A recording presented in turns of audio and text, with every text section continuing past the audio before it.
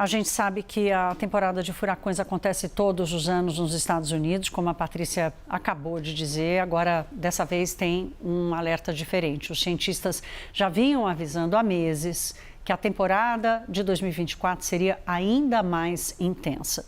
A gente vai entender o que está influenciando essa situação com o Marco Antônio Mendes. Marco, claro que a gente sabe que isso tem a ver com as mudanças climáticas, com o aquecimento global, né? E para aquelas pessoas que insistem em achar que isso não é real, nós estamos aqui fazendo essa transmissão ao vivo dessa catástrofe que vai atingir a costa americana, né, colocando a vida de milhões de pessoas em risco. Explica para a gente o fenômeno, meu caro. Boa noite. Oi, Thaís. Boa noite para você e para você que acompanha a gente também. Pois é, Thaís, essa questão das mudanças climáticas é só para a gente poder entender como está tudo conectado na nossa atmosfera, né? E os fenômenos ficando cada vez mais frequentes, mais intensos, inclusive, né? Gente, o que é importante a gente entender, então? Um furacão, ele nada mais é do que um sistema de baixa pressão atmosférica, esse mesmo que aqui no Brasil forma também temporais ao longo do ano.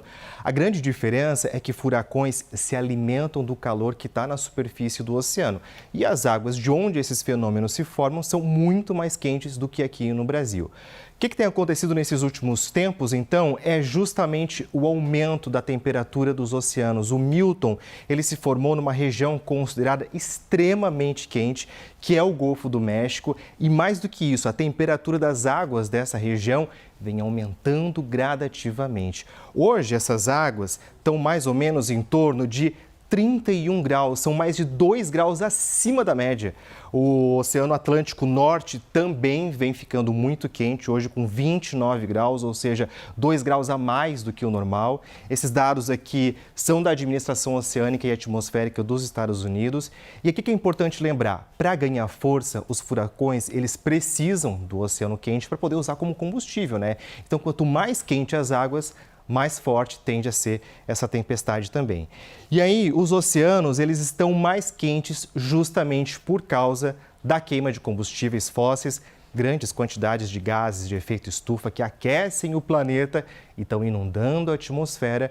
Como consequência, então, boa parte desse calor acaba sendo absorvido pela água do mar.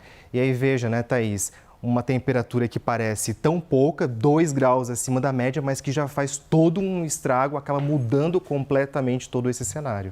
O primeiro pacto que o mundo fez contra ou para conseguir evitar uma catástrofe climática foi evitar que a temperatura do globo subisse 1,5 grau na média, né? Até 2050, se não me engano. E esse medo já vai... E a gente já tem ultrapassado desde o ano passado. Assim, exatamente. Né? Então, imagina subir 2,5 graus, 2 graus a temperatura da água, a força que isso acontece.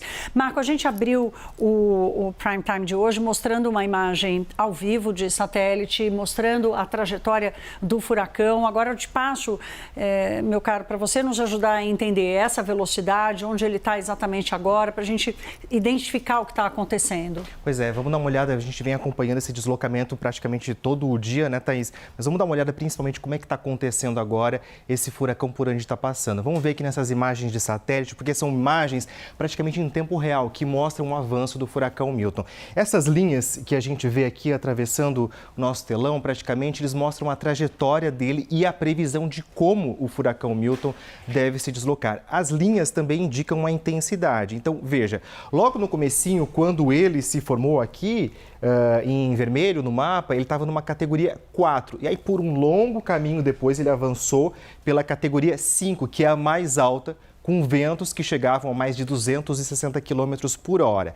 Nesse momento, então, a gente vê o furacão Milton mais ou menos nessa região aqui. Ele baixou de nível, está na categoria 3, mas com ventos em torno de 200 km por hora, às vezes baixando um pouquinho mais.